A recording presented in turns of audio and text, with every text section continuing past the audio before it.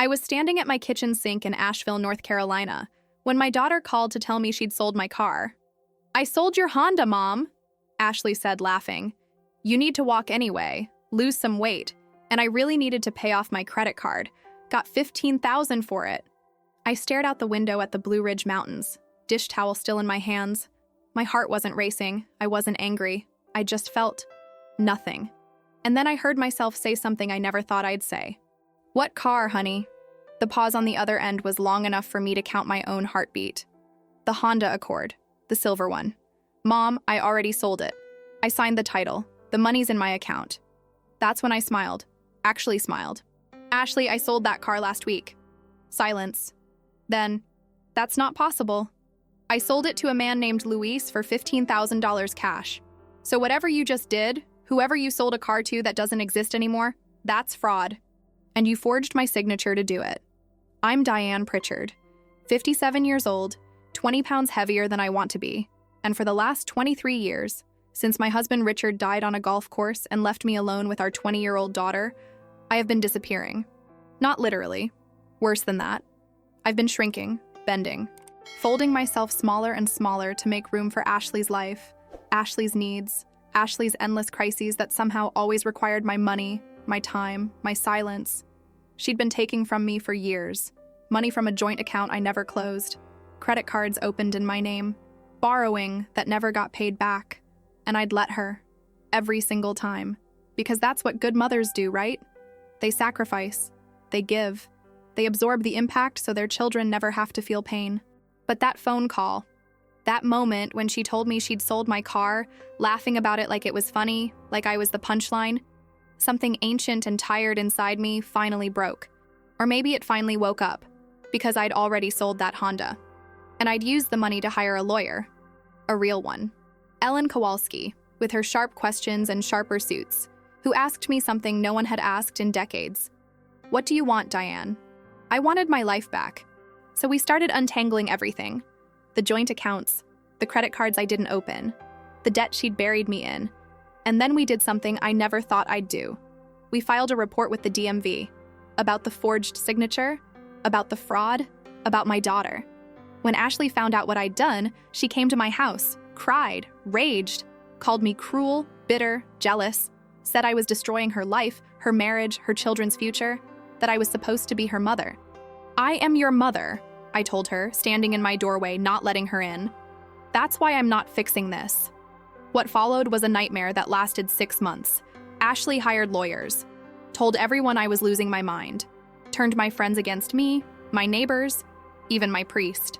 The whole town of Asheville seemed to know that Diane Pritchard was refusing to help her own daughter, was pressing charges, was being vindictive and small. But I wasn't being vindictive. I was being free. The preliminary hearing came. I sat on that witness stand and told the truth, calm, clear, steady. Ashley's lawyer tried to make me look confused, senile, bitter. But I wasn't any of those things. I was just done. The judge, a woman in her 60s with kind eyes and a small cross at her throat, asked me one question.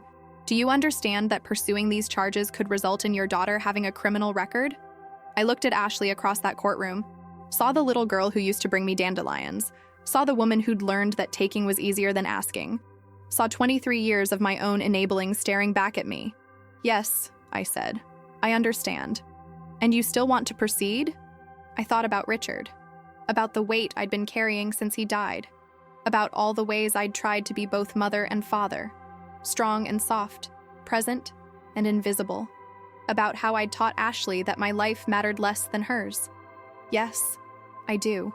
The judge nodded, set a trial date, the gavel came down, and I walked out of that courthouse into bright October sunshine, feeling something I hadn't felt in decades. I felt like myself. But the story doesn't end there.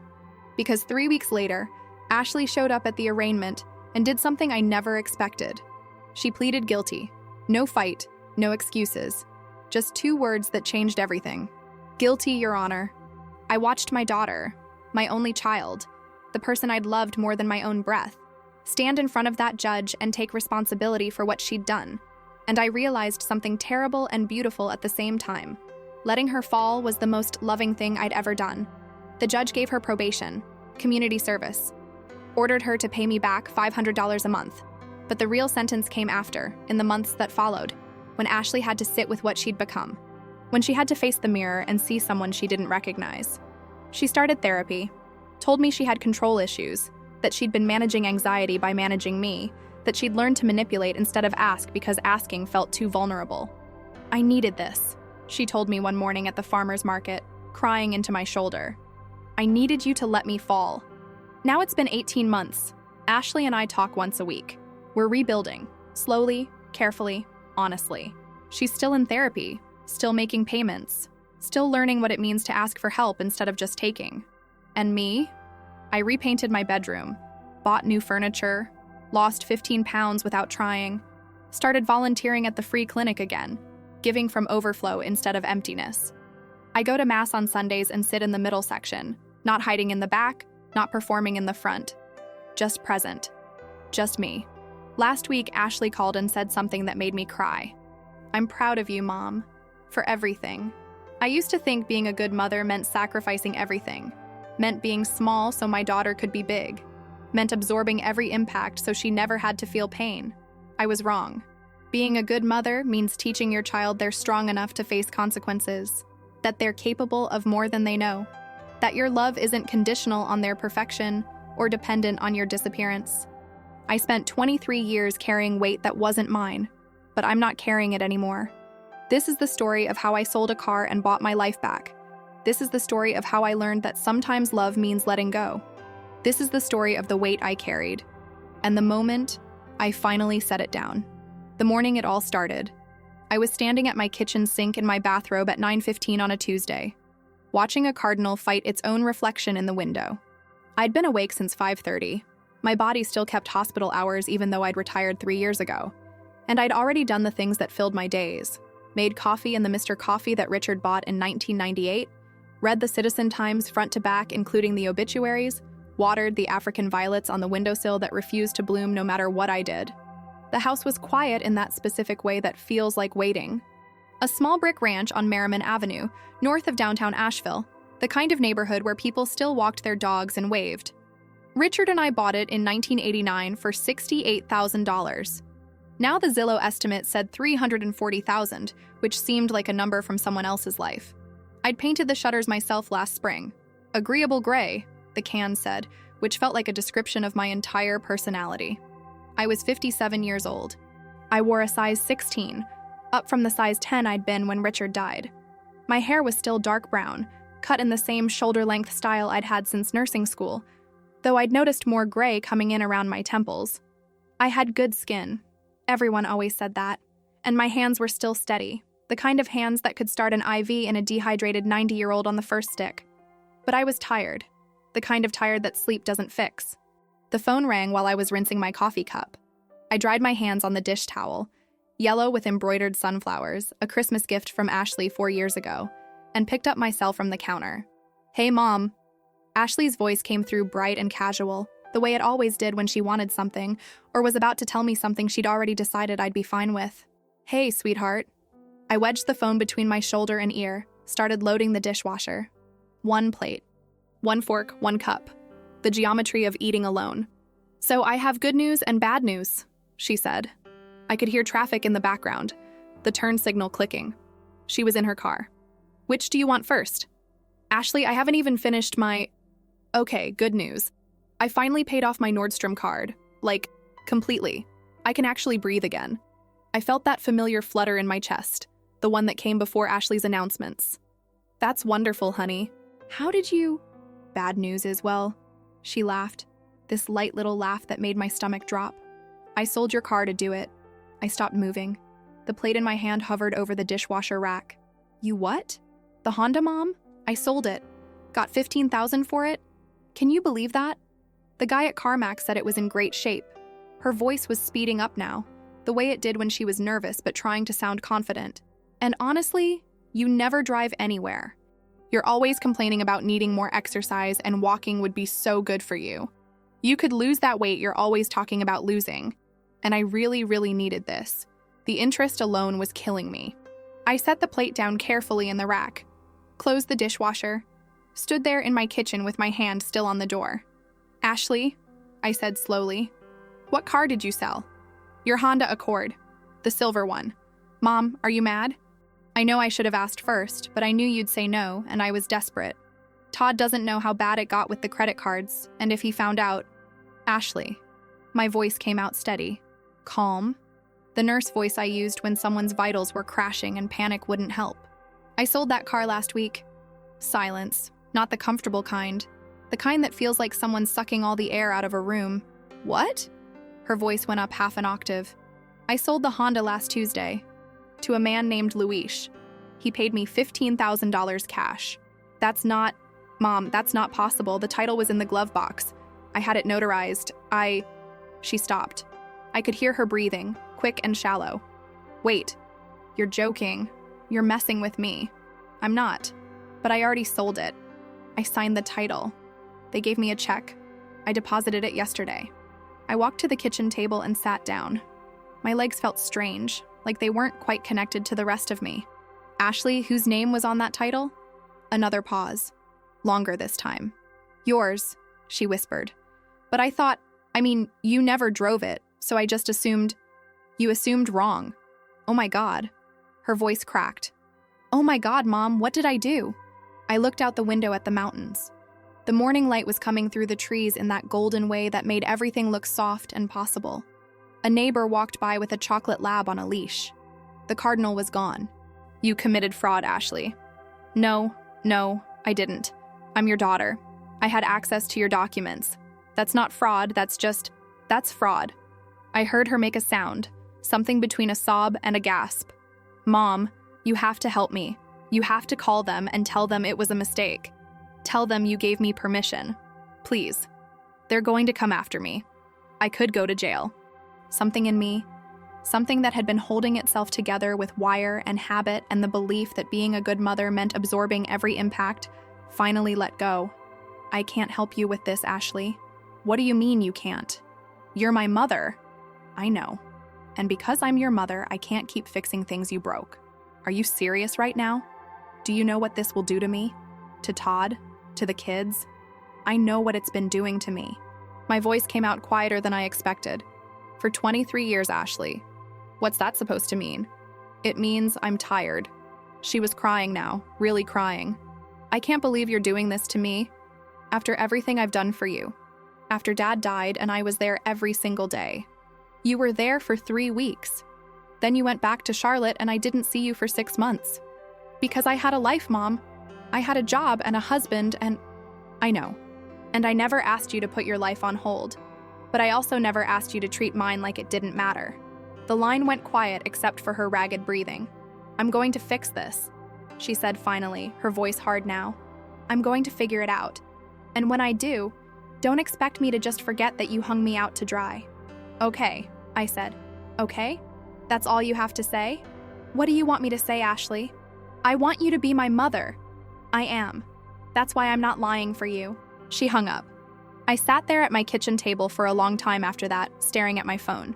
The screen had gone dark. My reflection stared back at me from the black glass, distorted and small. Then I picked up the phone and made a call I should have made years ago. The law office of Ellen Kowalski occupied the second floor of a renovated building on Wall Street, downtown Asheville, the kind of place where the old architecture had been kept. Exposed brick, original wood floors, but everything else was clean and modern.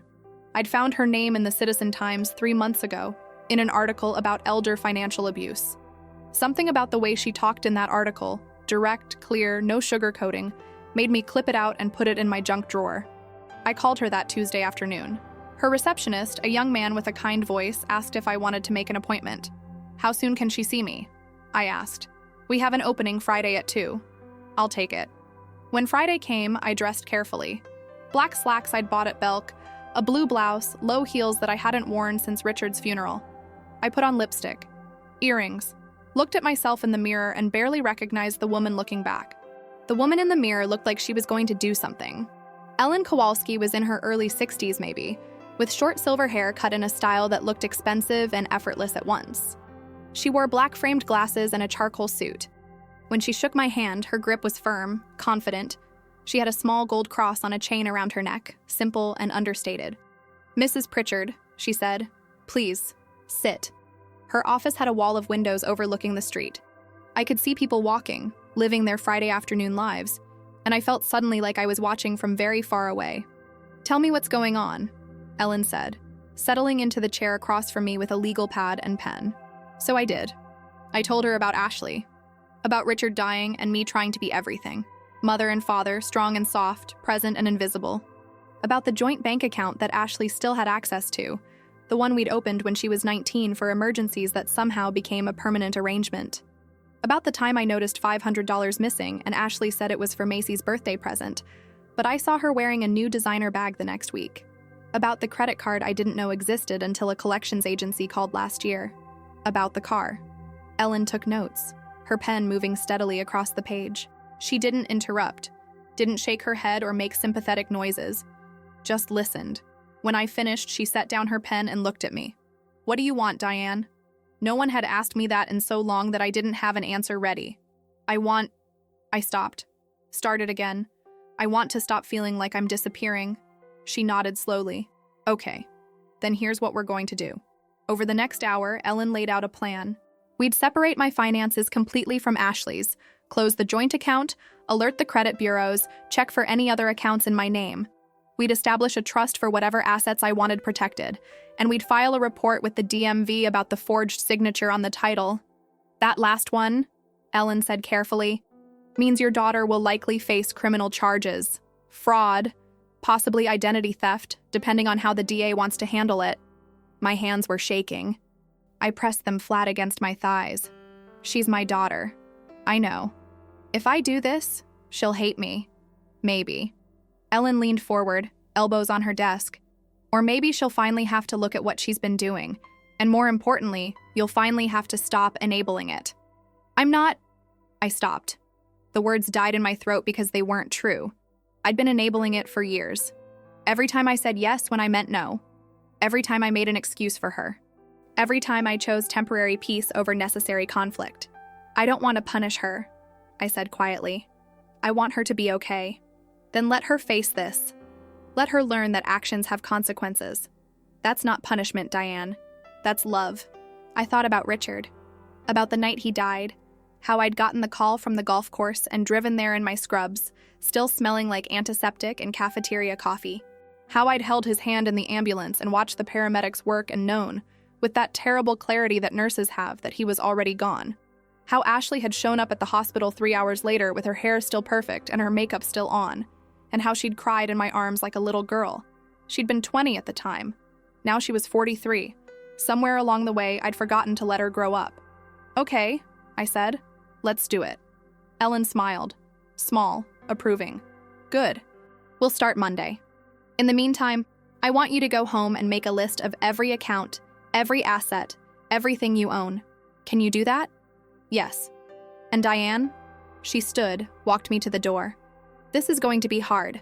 Your daughter is going to push back. People in your life are going to tell you you're being cruel. You're going to doubt yourself. I already am. I know. But here's what I want you to remember. She put her hand on my shoulder, a gesture that felt almost maternal. You're not doing this to her. You're doing this for yourself. You're reclaiming your own life. And that's not selfish. That's survival. I nodded, not trusting my voice.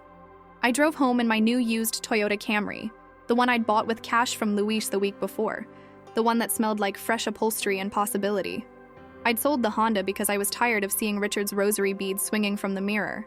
Tired of sitting in the driver's seat and remembering him teaching Ashley to drive in that car, his hand over hers on the wheel, both of them laughing. I needed something that was just mine. When I got home, the house was dark. I turned on the lights, made myself dinner, chicken breast, steamed broccoli, the kind of meal I ate standing at the counter because setting a table for one felt too sad. But that night, I set the table, used a cloth napkin, poured myself a glass of wine, sat down, and I ate slowly, tasting every bite, in the quiet house that was mine. My phone buzzed, a text from Ashley. We need to talk. This is serious. I looked at the message for a long time. Then I set the phone face down on the table and finished my dinner.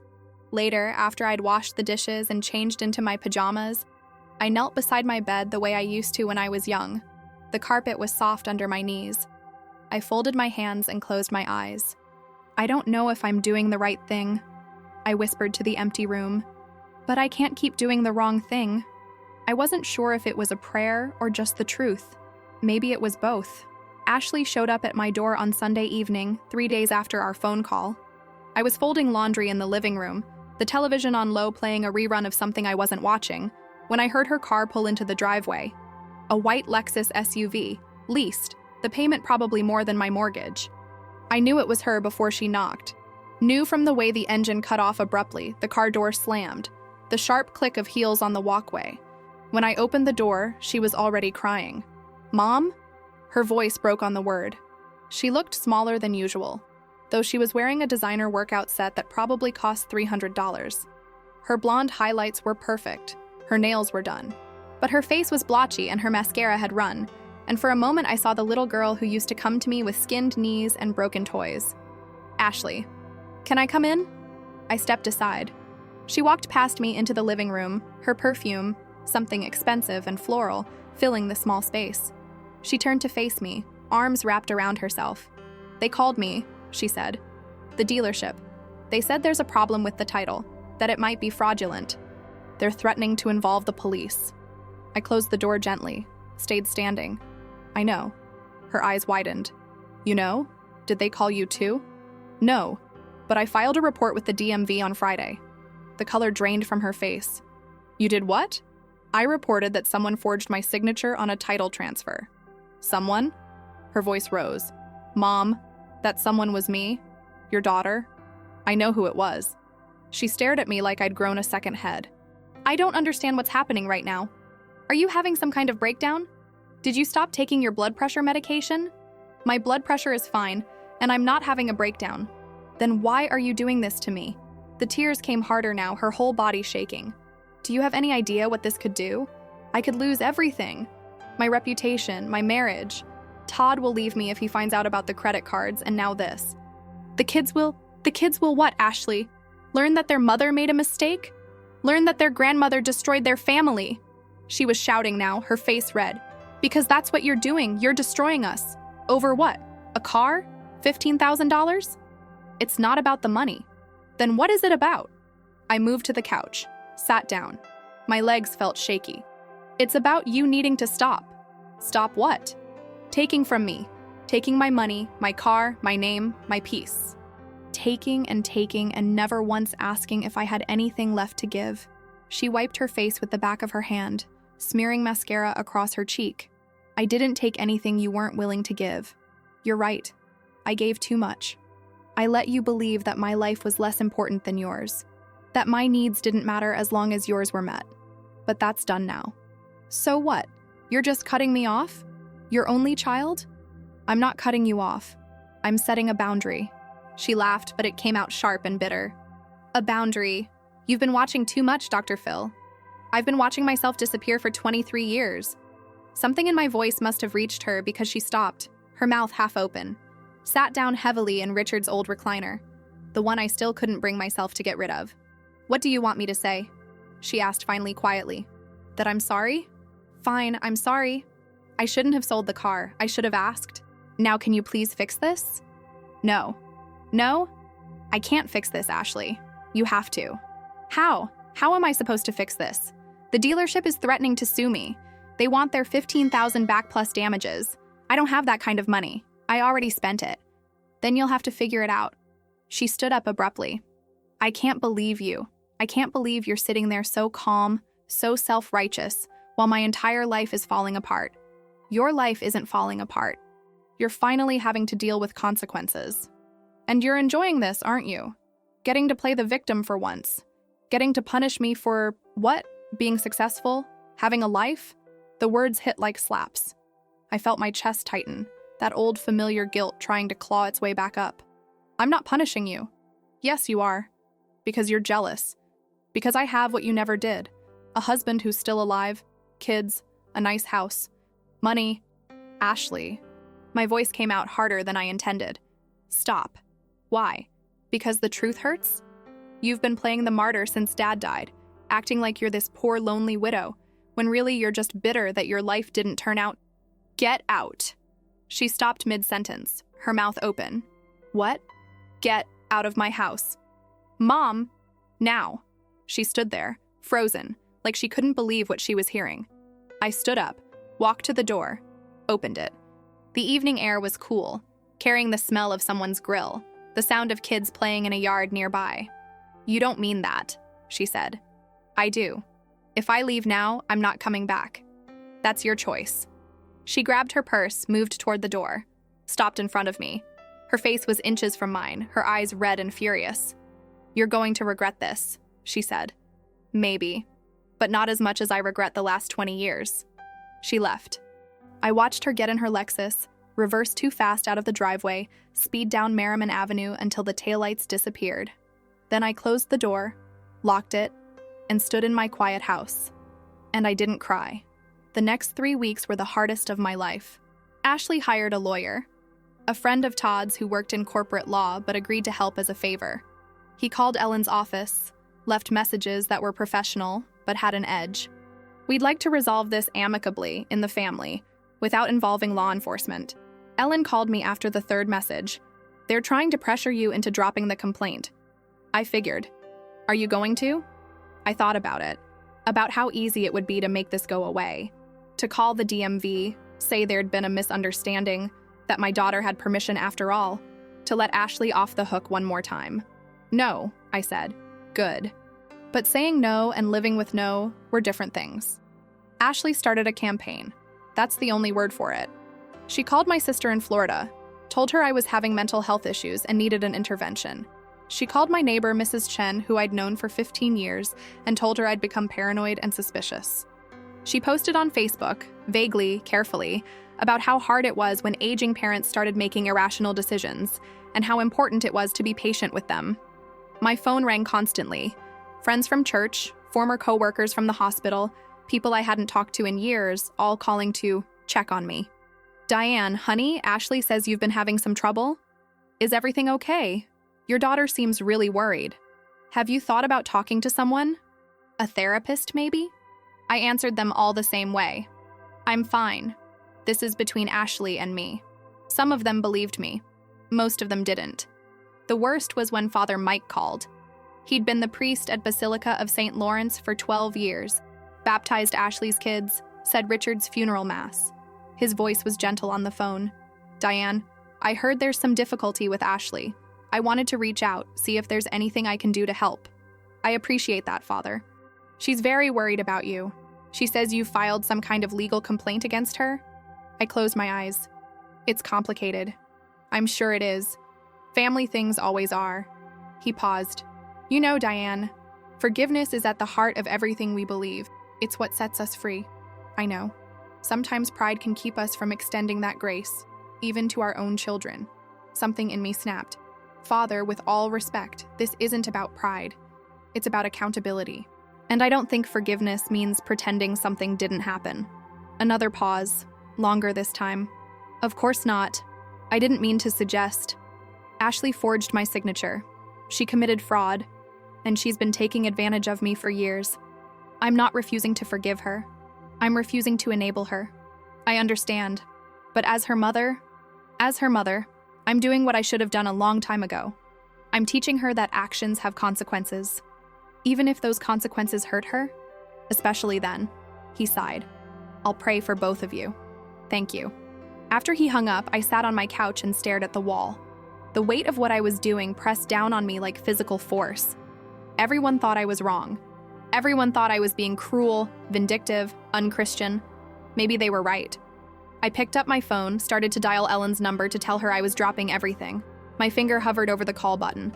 Then I remembered something Richard used to say, back when Ashley was a teenager and pushing every boundary we set. Love isn't always gentle, Di. Sometimes it's tough. Sometimes it's saying no when yes would be easier. I put the phone down. The summons came on a Tuesday, delivered by a sheriff's deputy to Ashley's house in Myers Park, the expensive Charlotte neighborhood where she and Todd had lived for 8 years. I knew because she called me immediately after, screaming. They're charging me with fraud. Fraud, Mom. Like I'm some kind of criminal. I was at the free clinic on Haywood Road, volunteering for the afternoon shift. I stepped outside to take the call, stood in the parking lot while she raged. You did this. You could stop this right now and you're choosing not to. What kind of mother does that? The kind who loves you enough to let you be accountable. Don't give me that bullshit. You're doing this because you're angry. Because your life didn't turn out the way you wanted and you need someone to blame. Maybe that's true. Or maybe I'm doing this because I'm finally choosing myself. Choosing yourself. She spat the words. Do you hear yourself? You sound like a self-help book. Ashley, I need to go. Of course you do. Can't be bothered with your daughter's crisis because you're too busy playing nurse again. You know what? I hope it was worth it. I hope destroying your relationship with your only child, with your grandchildren, was worth whatever point you're trying to make. I love you, I said, but I can't save you from this. I don't want you to save me. I want you to stop attacking me. I'm not attacking you, I'm just not protecting you anymore. She hung up. I stood in that parking lot for a long time, watching cars pull in and out, people coming for help they couldn't afford to pay for, a young mother with 2 kids, an old man with a cane, a woman about my age who looked like she hadn't slept in days. I thought about all the years I'd spent at Mission Hospital, holding people's hands while they got bad news, cleaning wounds that wouldn't heal, sitting with families in waiting rooms while their loved ones died. I'd given so much of myself to strangers, had poured everything I had into caring for people who needed me, but I'd never learned to save any of that care for myself. The preliminary hearing was set for 6 weeks out. In the meantime, Ellen worked on untangling my finances. We closed the joint account. Ashley called me 8 times the day it happened, left voicemails that started angry and ended desperate. We found 3 credit cards in my name that I hadn't opened. We discovered that Ashley had been using my information as a co-signer on her car lease. How did I not know about any of this? I asked Ellen during one of our meetings. Because you trusted her, and she exploited that trust. I'm her mother. Shouldn't I trust her? Trust isn't blind, Diane, and trust that's been broken has to be earned back.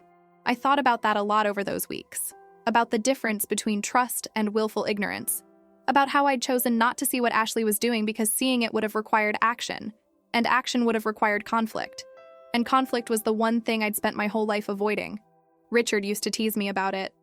You'd rather eat glass than argue, he'd say, laughing. And he was right. I'd been raised in a house where anger was dangerous, where my father's moods dictated everything, where my mother's solution was to stay small and quiet and hope the storm passed. I'd carried that into my marriage, into motherhood, and Ashley had learned that if she pushed hard enough, I'd fold. Not anymore. 2 weeks before the hearing, Todd called me. I was surprised to hear his voice. In all of this, he'd stayed silent, neither defending Ashley nor reaching out to me. I'd assumed he was either oblivious or complicit. Diane. His voice was tight, controlled. We need to talk. Okay. Not on the phone. Can you meet me somewhere? We met at a coffee shop in Biltmore Village, one of those places that served $8 lattes and had rustic wood tables. Todd was already there when I arrived, sitting in the back corner. He stood when he saw me, shook my hand formally. He looked tired, older than his 45 years. Thanks for coming, he said. We ordered coffee. I got a regular drip. He got something complicated with foam and sat down. I'm not going to waste your time, he said. Ashley told me what happened. All of it. The credit cards, the car, the money she's been taking from you. I said nothing, waited. I didn't know. He ran his hand through his thinning hair. Or maybe I did, and I didn't want to. She's always been good at managing things, at keeping everything looking perfect. I trusted her to handle the finances while I focused on work, but I should have paid more attention. Why are you telling me this? Because she needs help, real help, not another bailout, not another Band-Aid. She has a problem, Diane. With spending, with control, I don't know. But it's bigger than just selling your car. I know. And I think... He paused, looked down at his coffee. I think you're doing the right thing. Not dropping the charges. That surprised me. You do? I do. She's furious with me for saying so. We've barely spoken in days. But yeah, I think she needs to face this. For her sake. For our kids' sake. He looked up at me, his eyes red-rimmed. I've been enabling her too. Making excuses. Looking the other way. But I can't do it anymore. Whatever happens with this legal stuff, she and I are going to counseling. And if she won't go, I'm filing for separation. Todd, I'm not telling you this to make you feel guilty. I'm telling you because I want you to know you're not alone in this. You're not the villain Ashley's making you out to be. I felt something loosen in my chest, something I hadn't realized I'd been holding tight. Thank you. We talked for another hour. He told me about the credit card debt, over $40,000 spread across 6 cards, about the fights, the lies, the way Ashley would rage and cry and blame and never, ever take responsibility, about how he'd been walking on eggshells for years, trying to keep peace, trying to keep the family together. She's not a bad person, he said finally, but she's hurt. Something in her is hurt and she doesn't know how to fix it except by taking and spending and controlling. I know. I thought about Richard dying, about 20-year-old Ashley sobbing in my arms, about how she'd held on to me like I was the only solid thing in a collapsing world, and how over the years she'd turned that need into expectation, that love into leverage. When we left the coffee shop, Todd hugged me. It was brief, awkward, but genuine. For what it's worth, he said, I think Richard would be proud of you. I drove home crying for the first time in weeks. Not sad tears, something else. Something that felt like grief and relief mixed together. The night before the hearing, I couldn't sleep. I lay in bed staring at the ceiling, listening to the house settle, the sound of distant traffic on Merriman Avenue. I kept thinking about Ashley as a little girl, how she used to climb into bed with me and Richard during thunderstorms, wedge herself between us, her small, warm body radiating trust. I'm scared, she'd whisper. We've got you, Richard would say. You're safe. And she was. We'd kept her safe from everything: storms, scraped knees, mean kids at school, bad grades, consequences. We'd built a fortress around her made of our love and our money and our willingness to fix anything she broke. But somewhere along the way, that fortress had become a prison. For her and for me. I got out of bed at 3 a.m, went to the kitchen, made chamomile tea, sat at the table in the dark, and I prayed, really prayed. Not just the rote words I'd been saying for years, but something raw and honest. I don't know if I'm doing the right thing.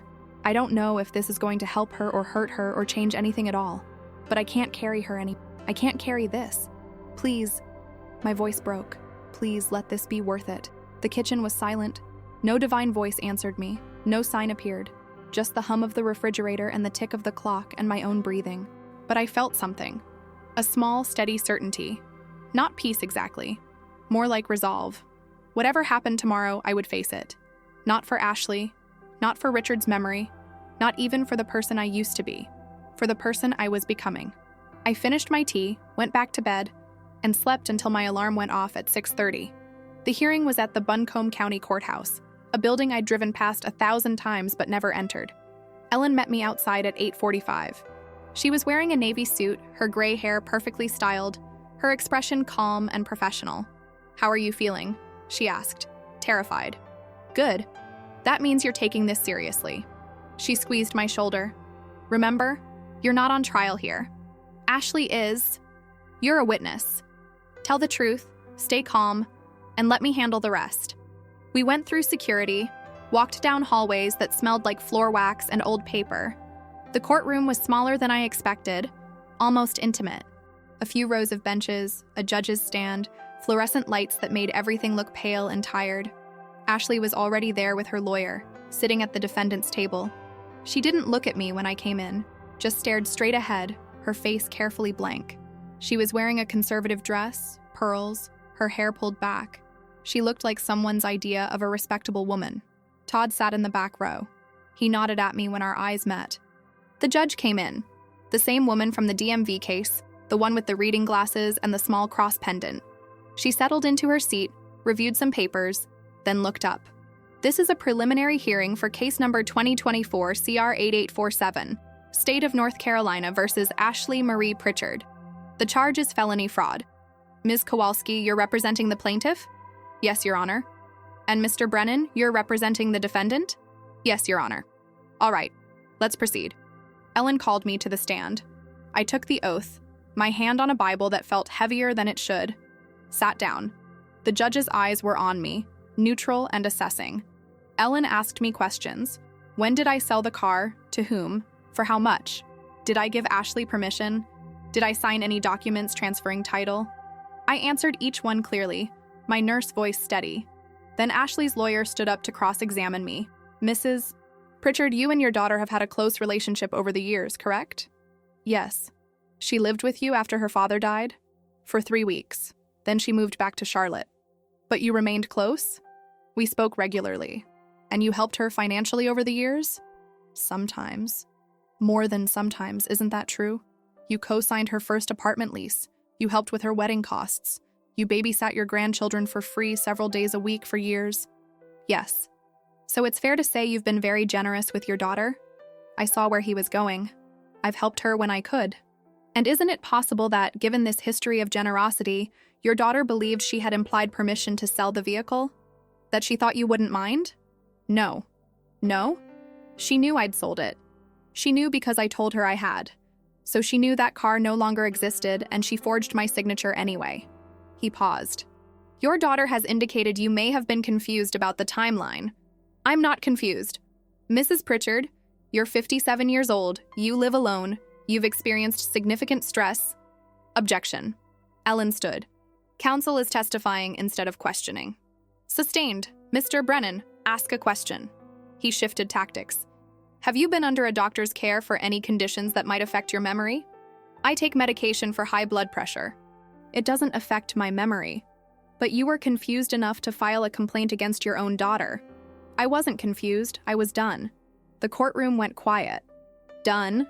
The lawyer looked at the judge, then back at me. What does that mean? Done being taken advantage of. Done pretending it was okay. Done sacrificing myself so she never had to face consequences. Mrs. Pritchard, she forged my signature. She sold a car that didn't exist. She committed fraud. And the only person who's confused is you. If you think I'm going to sit here and let you make this my fault. Your Honor. But the judge held up her hand. She was looking at me with something that might have been understanding. Mrs. Pritchard, do you understand that pursuing these charges could result in your daughter having a criminal record? Yes. And you still want to proceed? I looked at Ashley. Really looked at her. She was crying now, silent tears running down her face, her hands clenched in her lap. I thought about her at 7 years old, bringing me dandelions. At 16, getting her driver's license. At 20, breaking down at her father's funeral. At 43, sitting in a courtroom because she couldn't stop taking things that weren't hers. And I thought about me, about the woman I'd been. Soft, accommodating, invisible. And the woman I was becoming, someone who took up space, who said no, who chose herself. Yes, I said, I do. The judge nodded slowly. All right then. We'll proceed with the case. Arraignment is set for 3 weeks from today. Both parties are dismissed. The gavel came down. It was done. I walked out of that courtroom with Ellen beside me into the bright October morning. The air was cool and clean, and the mountains were visible in the distance, blue and solid and eternal. You did good in there, Ellen said. Thank you. How do you feel? I thought about it. Free. Behind me, I heard Ashley's voice, sharp and breaking. Mom, please. I didn't turn around. I kept walking. The 3 weeks between the preliminary hearing and Ashley's arraignment were the quietest of my life. Not peaceful. Quiet. In the way a house is quiet after someone dies, when you keep expecting to hear their footsteps or their voice, and instead there's just the hum of the refrigerator and the creak of floorboards settling. Ashley didn't call, didn't text, didn't show up at my door. It was like she'd vanished from my life completely, and I felt her absence like a phantom limb, something that used to be there, something I'd learned to move around, something that still ached even though it was gone. I went to the free clinic twice a week. Started walking every morning, a loop around the neighborhood that took 40 minutes at my pace. Lost 3 pounds without trying. Slept better than I had in years, but woke up sometimes in the middle of the night with a crushing weight on my chest, wondering if I'd made the biggest mistake of my life. Mrs. Chen from next door stopped talking to me, just stopped. I'd wave when I saw her getting her mail, and she'd turn her back, walk into her house, close the door. Ashley had gotten to her, I figured. Told her some version of the story where I was the villain. Maybe I was. On the Tuesday before the arraignment, I went to Mass at the Basilica. I hadn't been in 3 weeks, too afraid of the stares, the whispers, the weight of judgment from people who thought they knew what I should do. But that morning, I woke up with a need so strong it felt like hunger. I sat in the middle section, not the back where I used to hide, not the front where the devout sat, just the middle. The church was mostly empty. It was a weekday morning, just a handful of people scattered through the pews. The light came through the stained glass windows in shafts of color, blue and gold and red, and I remembered bringing Ashley here when she was small, how she'd been mesmerized by the light, reaching for it with her small hands like she could catch it. Father Mike was saying the Mass. When he gave the homily, he talked about the prodigal son, the story everyone knows, the son who demands his inheritance early, wastes it all, comes home expecting nothing and gets everything. The father running to meet him, killing the fatted calf, throwing a party. We often focus on the father's mercy, Father Mike said, his voice echoing in the vaulted space, his willingness to forgive, to welcome his son home without hesitation. And that's beautiful. That's the heart of the gospel. But I want us to think about something else today. The son had to come home. He had to face what he'd done. He had to make that walk back, through his shame, through his failure, through his hunger. The father's mercy didn't reach him until he reached back. I felt something crack open in my chest. After Mass, I stayed in the pew while everyone else filed out, sat there in the quiet, staring at the altar, at the crucifix hanging above it. I thought about mercy, about how we talk about it like it's soft, gentle, easy, but mercy isn't easy. Mercy is letting someone face their pain so they can heal from it. Mercy is love tough enough to allow consequence. I prayed. Not words, really. Just a feeling, an opening, a letting go. When I finally stood to leave, Father Mike was waiting by the door. "Diane?" He looked surprised to see me. "It's good to have you back." "Thank you, Father. I heard about the arraignment." He hesitated. "I know this must be difficult." "It is. I want you to know," he paused, choosing his words carefully, "what I said on the phone about forgiveness. I didn't mean to suggest you were wrong. I was trying to help, but I think I may have made things worse. You didn't. I've been thinking a lot about what you said, about accountability, about how enabling isn't love." He smiled, sad and small. "You taught me something, Diane. I'm grateful for that." My throat tightened. "I'm not sure I taught anyone anything except how to lose a daughter." "You didn't lose her. You're giving her a chance to find herself." I wanted to believe that. Wanted to believe this pain had a purpose, that on the other side of it was something better, something whole. But standing there in that church, all I felt was tired. "I hope you're right," I said. "Me too." I drove home and ate lunch standing at the counter, old habits, then forced myself to sit down at the table. Chewed slowly, tasted nothing. That afternoon, Todd called. "Diane, it's me." "Hi, Todd. I wanted to let you know. Ashley and I are separating. Temporarily. She's staying with her mother in Raleigh for a while." I set down my glass of water carefully. "I'm sorry." "Don't be. It's necessary. We both need space to figure out what comes next." He sighed, a long exhale that sounded like defeat and relief mixed together. "She's not doing well. She's angry, mostly. At you, at me, at the world. But underneath that, I think she's scared." "Of what?" "Of having to look at herself, at what she's become." "Todd, I'm not asking you to change your mind. I'm just telling you, so you know, whatever happens at the arraignment, she's going to need time. A lot of time." "Okay. And Diane, for what it's worth, I think you're brave." After he hung up, I sat with those words. Brave. It didn't feel like bravery. It felt like choosing between two kinds of drowning. The arraignment was on a Thursday morning. I didn't have to be there. Ellen told me it was just a formality. Ashley would enter her plea. The judge would set conditions and a trial date if she pleaded not guilty. But I went anyway. Got up early, dressed in black slacks and a cream blouse, drove downtown through morning traffic that was lighter than usual. The same courtroom, the same judge. But this time, the benches were more crowded. A few reporters, some people I didn't recognize, and in the back row, Ashley's mother, Margaret, who stared at me with such venom I felt it across the room. Ashley came in with her lawyer. She looked smaller than she had 3 weeks ago, thinner. Her hair wasn't styled. No makeup. A simple gray dress that hung loose on her frame. When she sat down at the defendant's table, she glanced back at the gallery, her eyes sweeping across the room. They landed on me. For a moment, we just looked at each other. And I saw something in her face I hadn't seen in years. Not anger, not defiance, fear, real, raw fear. I wanted to stand up, walk to her, put my arms around her and tell her it would be okay, that I'd fix this, that we could make it all go away. Every instinct in my body screamed at me to move. I stayed seated. The judge called the court to order. asked Ashley to stand. Ms. Pritchard, you've been charged with felony fraud in connection with the fraudulent sale of a vehicle. How do you plead? Ashley's lawyer leaned in, whispered something. Ashley nodded. Guilty, Your Honor. A murmur went through the courtroom. I felt my breath catch. The judge made notes. All right. Given your plea and the nature of the offense, I'm ordering a pre-sentencing investigation. You'll meet with a probation officer who will assess your circumstances and make a recommendation. Sentencing is set for 6 weeks from today. Until then, you're released on your own recognizance. Do you understand? Yes, Your Honor. You're also ordered to begin making restitution payments immediately to the victim. That's your mother, Mrs. Diane Pritchard, in the amount of $15,000 plus damages.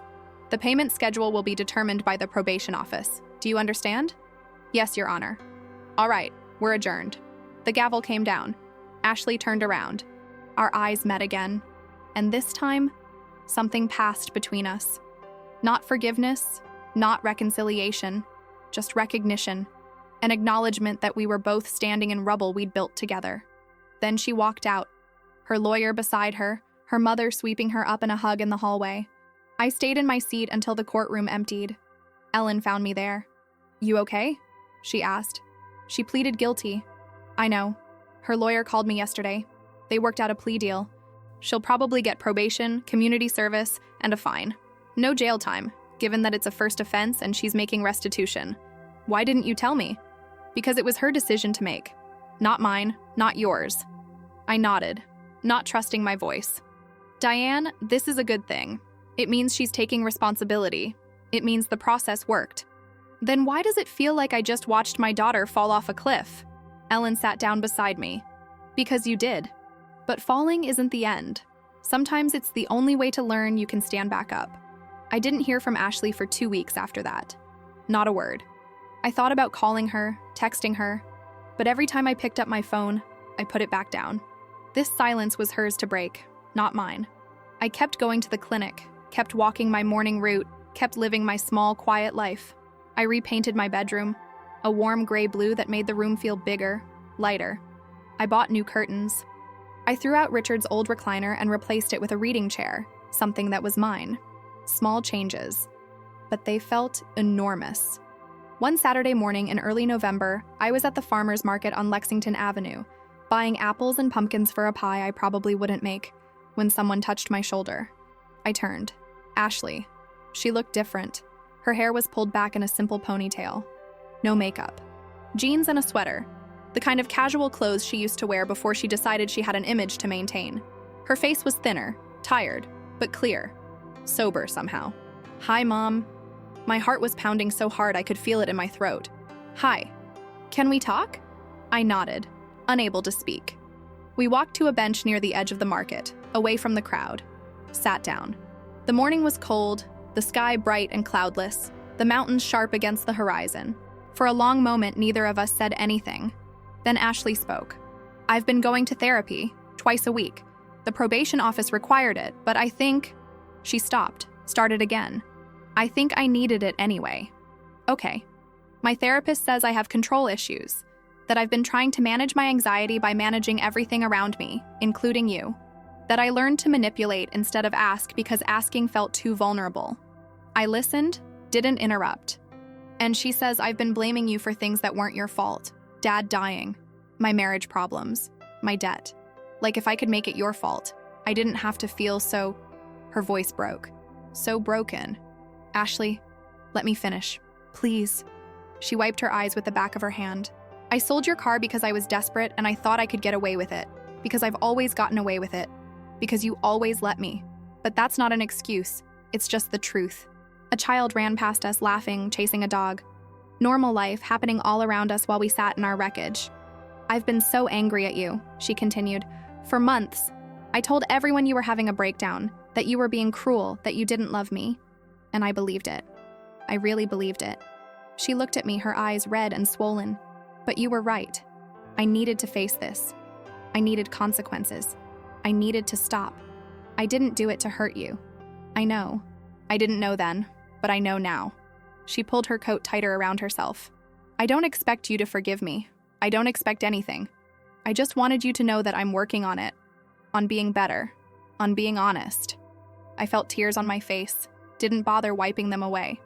I never stopped loving you, not for a second. I know. Her voice was barely a whisper. That's what made it so hard. You loved me enough to let me fall. We sat there for a while, not talking, just being. Two women on a bench at a farmer's market, surrounded by the smell of fresh bread and apples and autumn. Finally, Ashley stood. I should go. Todd and I are in couples counseling this afternoon. How's that going? Hard, really hard, but we're trying. She hesitated. I'm paying you back, the $15,000. It'll take a while, but I'm doing it. I know. And Mom, I'm sorry. For everything. For all of it. I stood too. Faced her. I forgive you. She broke then. Really broke. Sobbed like the little girl she used to be, the one who brought me dandelions and called them roses. I pulled her into my arms and held her while she cried, her body shaking, her tears soaking into my shoulder. I'm sorry, she kept saying. I'm so sorry. I know, baby. I know. When she finally pulled back, her face was blotchy and wet, but somehow clearer than I'd seen it in years. Can I call you? She asked. Not right away, but when I'm ready? Whenever you're ready. She nodded, turned to leave, then stopped. You look good, Mom. Different.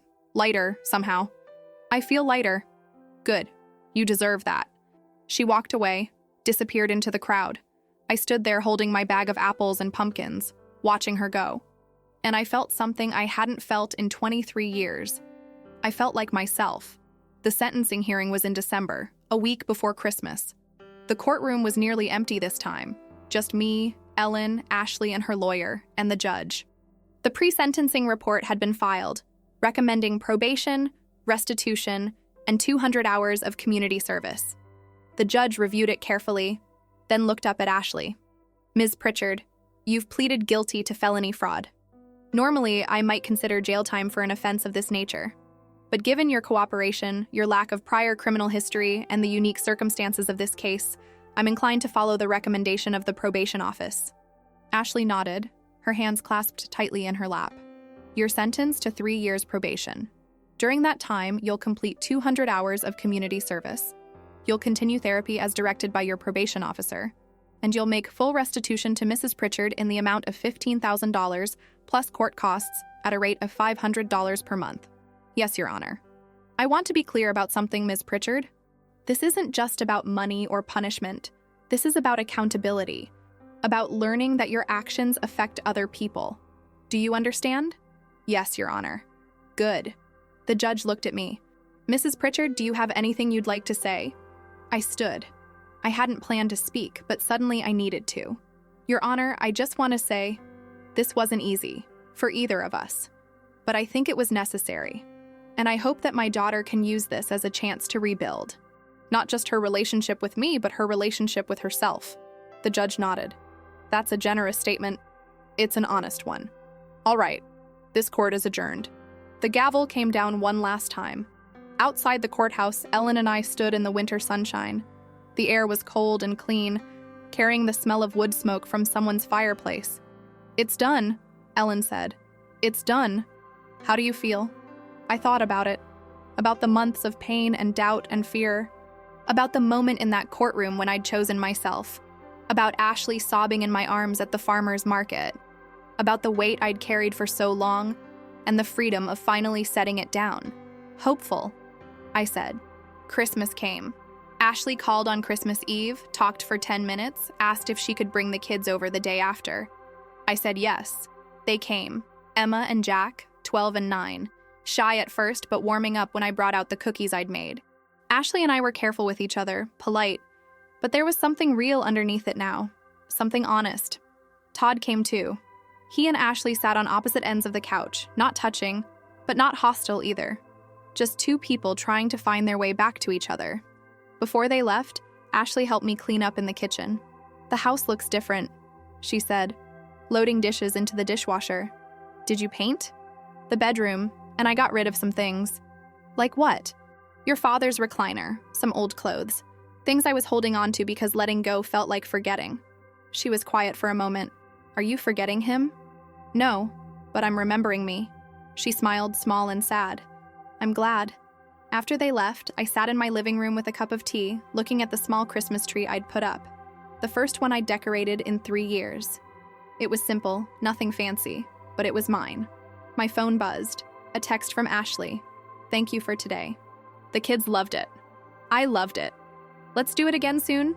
I typed back. "I'd like that." Then I set the phone down and looked around my small house. At the gray-blue walls, the new curtains, the reading chair that was just for me. At the life I was building. Piece by piece. Choice by choice. It wasn't perfect. It was still hard sometimes, still lonely. I still woke up some mornings with that weight on my chest, wondering if I'd done the right thing. But I was learning something. Learning that love doesn't mean martyrdom. That forgiveness doesn't mean forgetting. That being a good mother sometimes means letting your child face the fire so they can learn they won't burn. I was learning to take up space, to say no, to choose myself without guilt. I was learning that the weight I'd been carrying wasn't mine to carry. It's been 18 months now since that phone call that changed everything. Ashley and I talk once a week, sometimes more. She's still in therapy, still working on herself. She and Todd are rebuilding, slowly. She makes her restitution payments on time, every month. Last month, she called me on a Saturday morning. "Mom, I need to tell you something." My heart jumped. Old habits. What's wrong? Nothing's wrong. I wanted to thank you. For what? For not giving up on me, but also for not saving me. For loving me enough to let me figure it out myself. I felt tears prick my eyes. "You're figuring it out, sweetheart." I am. It's hard, but I am. We talked for an hour about her therapy sessions, about the community service she was doing at a women's shelter, about how different life looked when you stopped running from it. "I'm learning to ask for help," she said, "instead of just taking." That's good. It's terrifying. I know, but you're doing it anyway. After we hung up, I went for my morning walk.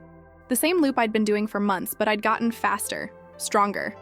I'd lost 15 pounds without trying, not because I was trying to be smaller, but because I was moving through the world differently, taking up space with intention instead of shrinking from it in apology.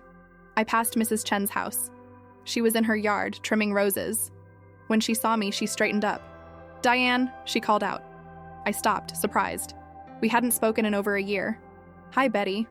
She walked over to the fence, her pruning shears still in her hand. "I owe you an apology." "You don't—" "I do.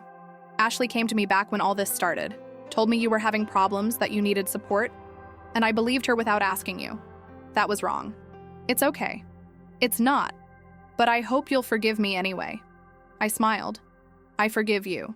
She smiled back, relieved. "Coffee sometime?" "I'd like that." I walked the rest of my loop feeling lighter than ever. When I got home, I made myself breakfast. Eggs and toast, fruit, coffee, and I ate it at my kitchen table, slowly, tasting every bite. Then I sat down with my journal, something Ellen had suggested I start, and I wrote. I used to think being a good mother meant sacrificing everything.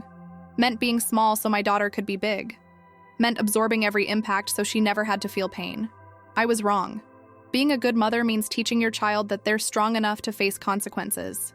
That they're capable of more than they know. That your love isn't conditional on their perfection or dependent on your disappearance. I spent 23 years carrying weight that wasn't mine, teaching Ashley that taking was acceptable, that I would always be there to fix, to save, to rescue. But love isn't rescue. Sometimes love is letting someone fall, and sometimes the bravest thing you can do is save yourself. I closed the journal, looked out my kitchen window at the mountains. They were the same mountains I'd looked at for 35 years, but somehow they looked different now.